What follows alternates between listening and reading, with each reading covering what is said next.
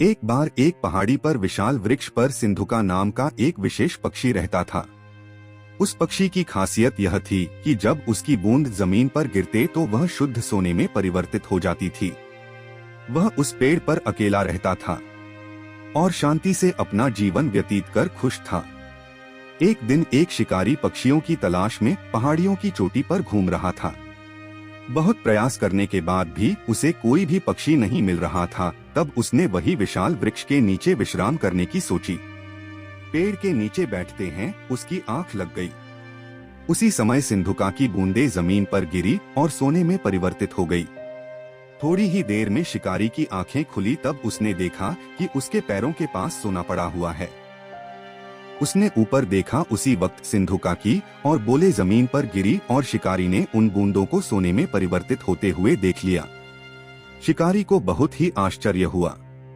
शिकारी सोचने लगा, आज तक मैंने कितने ही पक्षियों को पकड़ा, लेकिन ऐसा अद्भुत पक्षी आज तक मैंने नहीं देखा जिसकी बूंदें जमीन पर गिरते ही सोने में परिवर्तित हो जाती है। यह निश्चित रूप से एक विशेष पक्षी है जिससे मुझे पकड़ना है। दुख की बात यह है कि जब शिकारी सिंधुका को पकड़ने की योजना बना रहा था तब सिंधुका को पता भी नहीं था और वह अपने ही धुन में पेड़ पर आराम से बैठा हुआ था। शिकारी ने बहुत ही होशियारी से जाल डाल दिया और सिंधुका को पकड़ लिया। शिकारी ने सिंधुका को पिंजरे में डाल दिया। सिंधुका सोचने लगा कि मैं कितनी लापरवाही से पेड़ पर बैठा रहा, इसलिए कैद हो गया।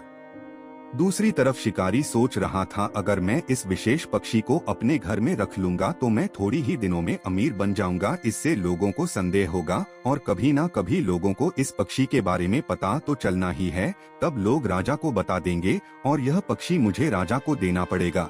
इससे अच्छा है कि मैं आज ही यह पक्षी राजा के सामने प्रस्तुत करूं, जिसके कारण राजा मुझे कुछ बख्शीश देगा और उसके सहारे में अपना जीवन व्यतीत कर लूंगा।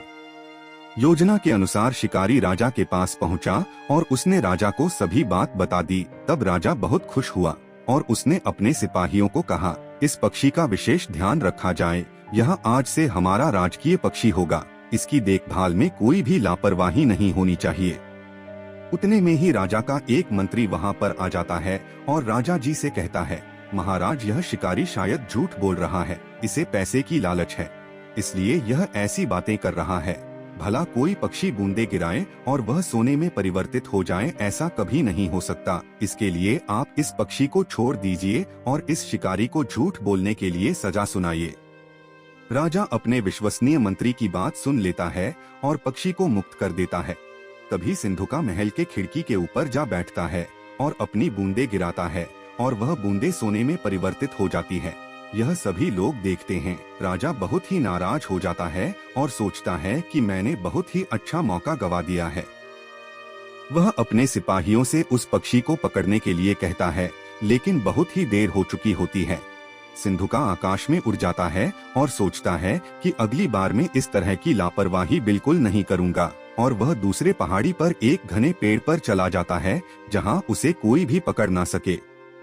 सीख: इस कहानी से हमें यह सीख मिलती है कि कोई बात कितनी भी असंभव लगे, लेकिन उसकी पूरी छानबीन कर लेनी चाहिए।